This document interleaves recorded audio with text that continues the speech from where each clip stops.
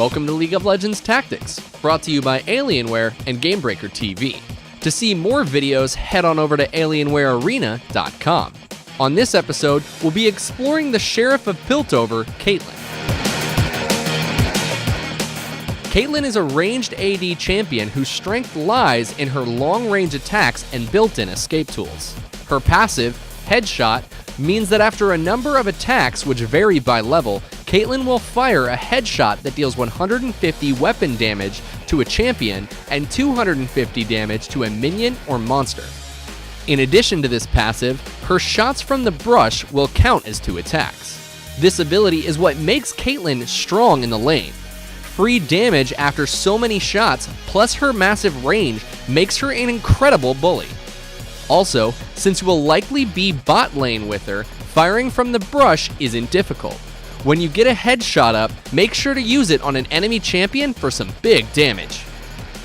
Her Q ability, Piltover Peacemaker, is an ability that causes Caitlyn to channel briefly and then fires a long-range shot that penetrates enemies, dealing damage to all that are in the line.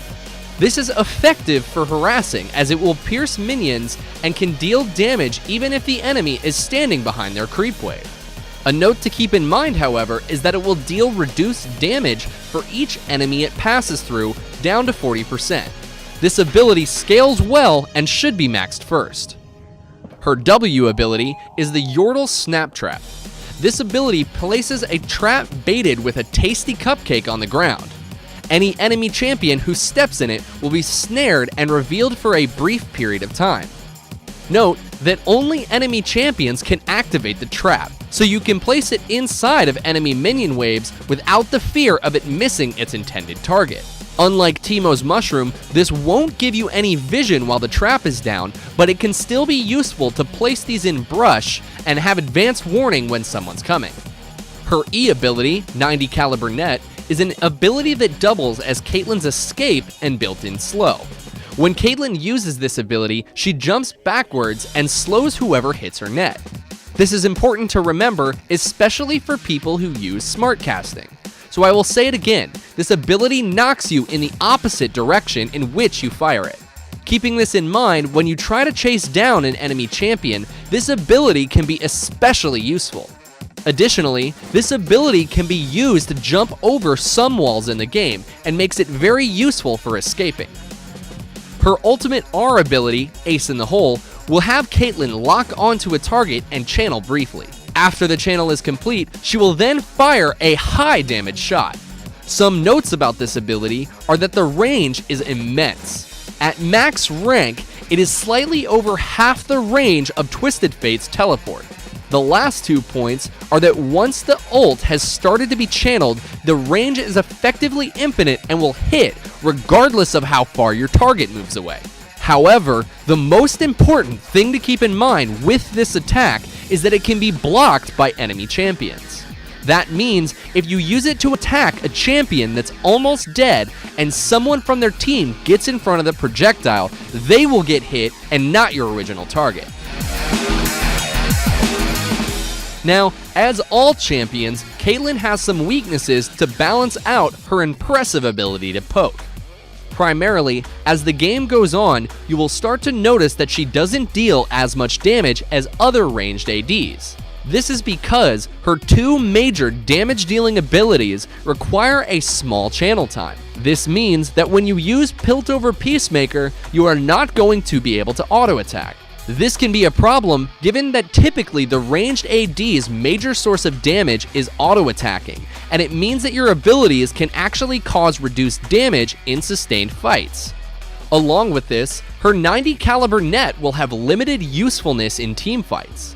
Its best uses will be repositioning, as you will most likely want to save it to chase down fleeing champions, or to run if you end up in a bad position yourself. Also, her trap has a short activation timer, which means it's not a reliable CC to be used in teamfights. Because of this, you will want to try and set up walls of traps and use her impressive poke to set up fights where opponents can't reach her. What this ultimately means for you as a Caitlyn player is that you will be most at home in fights with a lot of poke and try to avoid intense all-ins. Now remember that Caitlyn's strength comes quickly in the laning phase. Putting a point into Yordle's snap trap will allow you to limit the movement of the other team. This also makes it easier to hit with Piltover Peacemaker, and her exceptionally long range means that you can poke while remaining relatively safe. For good damage, try to keep Headshot up as much as possible. Remember to fire from the brush to last hit, as it will activate your passive and stack Headshot faster. Also, traps can be used a bit more defensively by placing them in the brush in the river. This will make it difficult for the enemy champion to set up ganks in the event that you don't have wards. This means that typically you will want to play her aggressively in the laning phase and try to force their AD carry back to pick up an early lead. As the game goes on, work with your jungler to secure dragon kills when possible and begin gearing up for team fights.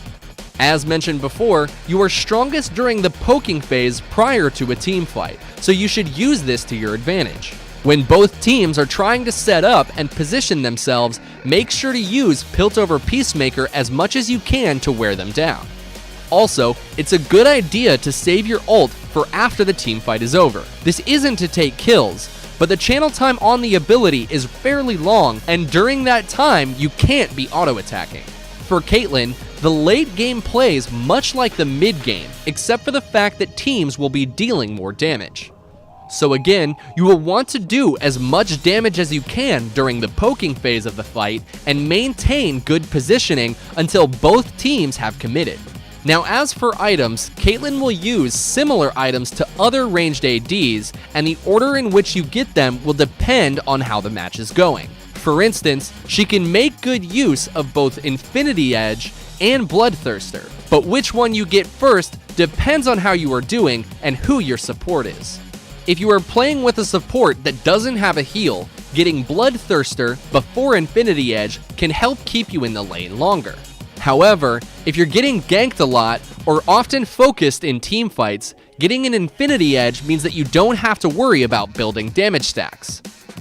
Next up, getting a Zeal and then building it into a Phantom Dancer can give you run speed to keep up with enemy champions that are trying to run away. Additionally, a Phantom Dancer will also increase your attack speed and crit chance, making your passive deal higher damage more often. If the other team is stacking a lot of armor, consider getting a Last Whisper, as it will help you mitigate through their defenses. Last up, in the late game, when you are going to be focused by enemy champions, having a Guardian's Angel will make you harder to kill and be a lifesaver in teamfights. That does it for this episode, but tune in again for another League of Legends Tactics, brought to you by Alienware and Gamebreaker TV.